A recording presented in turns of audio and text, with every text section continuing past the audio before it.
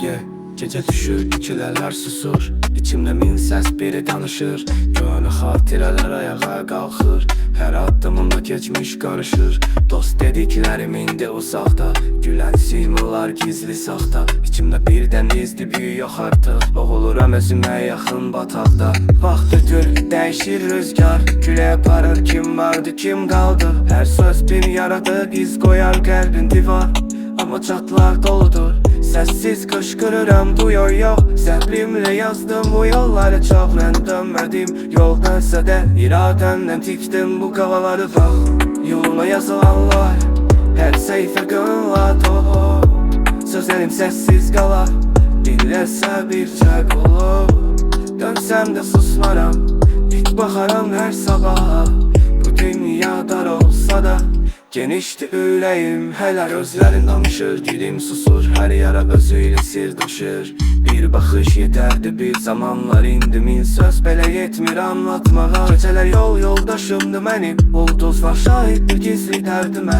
Qaranlıq içində axtardım işıq, tapdımsa da itirdim. Səhərə kimi yıxıldım, qalxdım, yenə yol getdim. Əllərim torpağa dəyib dua etdim. Gölüm yorulsa da dönmədi geri, çünki bu yürüş mənim hekayəmdir. Yoluma yazılanlar hər səhifə qanla dolu. Sözlərim səssiz qalar, dinləsə bircə qulur. Dönsəm də susmaram, dik baxaram hər sabaha. Bu dünya dar olsa da genişdir ürəyim hələ. Mənə güvənmədilər, əlimi buraxdılar. Amma özəllə tapdım dönüşü olmayan yollar. Yoluma yazılanlar hər səhifə qanla dolu. Sözlərim səssiz qalar, dinləsə bircə qulur. Dönsəm də susmaram, dik baxaram hər sabaha. Bu dünya dar olsa da genişdir ürəyim hələ. Mənə güvənmədilər, əlimi buraxdılar.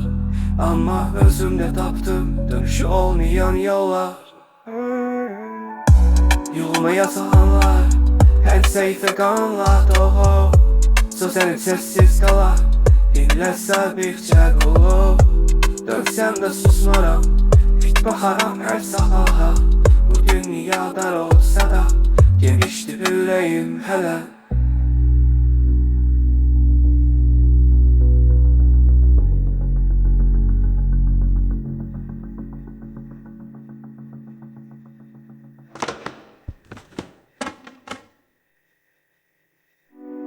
Mənə güvənmədilər, əlimi buraxdılar. Amma özümdə tapdım dönüşü olmayan yollar. Yoluma yazılanlar hər səhifə qanla dolu. Sözlərim səssiz qalar, dinləsə bircə qulur. Dönsəm də susmaram, dik baxaram hər sabaha.